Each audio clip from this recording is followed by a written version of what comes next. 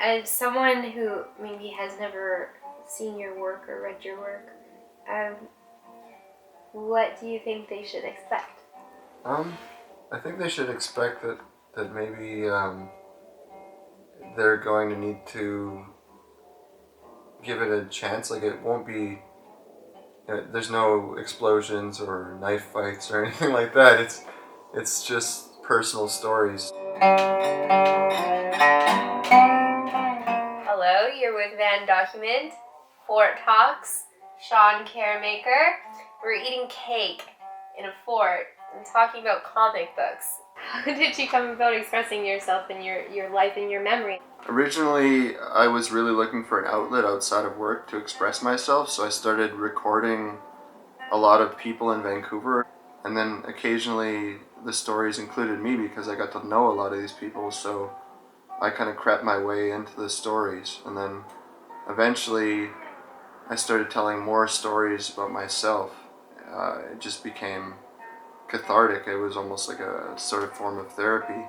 So this first comic I made was like kind of, I wanted to make it just to sort of like work through a lot of things that I felt insecure about, or just sort of balance humor with sort of more serious subject matter. But it really wasn't intended to show to a lot of people. I only made 100 copies of it, and I gave a lot of them away to my friends. Then it progressed further with the comics because they started getting me gallery shows, which then I saw that people liked the work and they didn't think it was weird or whatever, and it gave me a lot of confidence to do more of it. Like, I think when people start reading your work and they start relating to you as an artist and a person, it gives you an outlet to do it. It makes you feel that there's a purpose for why you're doing it. Because my day job is working on video games in an office, I prefer to separate my art from that as far as possible. So all the text I do on the page and all the composition is done on the page. So essentially, when I have a comic book done, it's done on the paper and all I do is scan it in to bring it to print. But I try to edit it as little as possible other than what I can do by hand. And I think with those limitations, I can kind of come up with a fairly cohesive style. I draw them on these big sheets of paper, like this. I work on, like, I'm trying to do big panoramic stories. Sort of like each page would have its own kind of story to it, but try to tell linear comic stories the, traditional way, but by taking out the panel breaks and making them more flowing, I'm trying to make it seem more like a memory or a dream or something like that. One of your murals actually highlighted, I think it was you going back or thinking back on a place where you grew up. Yeah, there's a mural. It's a panoramic scroll called The Ghosts We Know, and it's a story about my parents' property that they had near Crofton in Vancouver Island. They were selling the property, so I went down there to sort of go and sketch it all. And then I also found a box containing some old notebooks I had when I was a kid about ghosts that I saw when I was young. It was an effort to explore whether or not memories are completely factual, or whether or not we build our own mythology and sort of like elaborate on them over time. And who's to say that it's wrong to do that? So I was kind of just playing around with that and having fun. People do create these rich mythologies for themselves, and you can't help it. It's sort of the way our brain structures things. It's the way people have written all the way throughout history, and the way they've sort of remembered stories through oral tradition, and sort of like we can choose to defy that, or I think I've kind of just chosen to embrace it. That I know that I'm presenting my life as a story in kind of almost a traditional way, but I think I add my own sort of spin to it.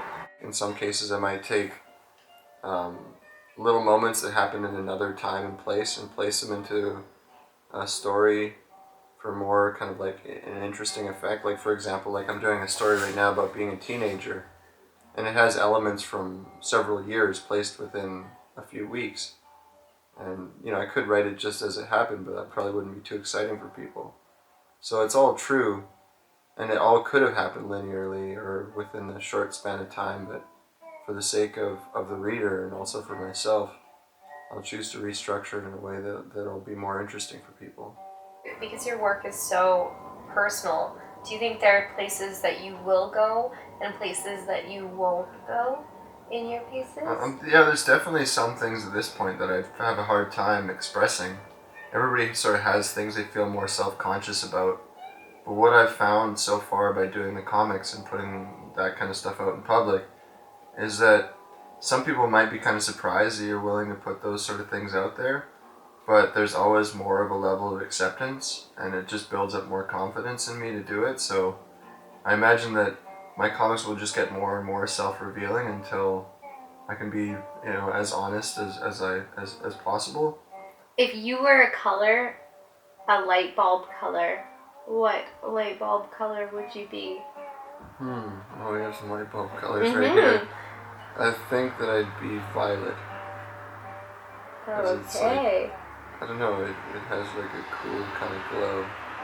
It's not too flashy, but if you take time to look, it's got something good going on, I guess. And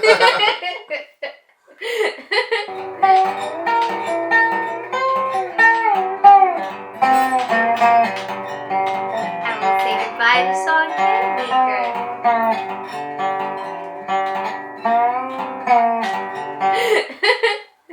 Okay, if you were a flower, seeing as you have flowers on your shirt, what flower would you be? Well, I'd have to say a rose because I chose this shirt out, but that's way too corny. And I know realistically, if I was to actually analyze myself, I'm not a rose. I'm not cool enough to be one. So I'm probably a daffodil or something. Or a posy.